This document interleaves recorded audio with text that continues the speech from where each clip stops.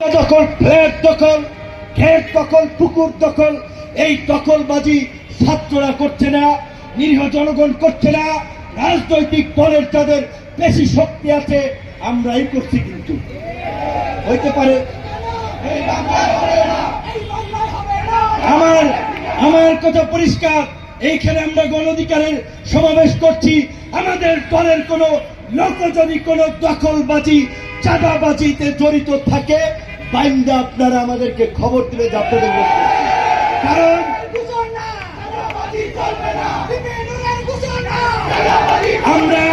আমরা আমাদের কর্মীদেরকে চাঁদাবাজি, দখলবাজি, জনগণের অত্যাচার, নির্যাতন, লুটপাট করার শিক্ষা দেই নাই, আমরা দেব না।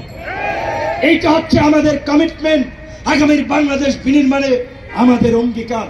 সেই কারণেই আমরা দলের স্লোগান ঠিক করেছি, জনতার অধিকার, জনতার অধিকার, এই ক্ষমতা না জনতা, এই জনতার সংগ্রাম চলছেই চলবে।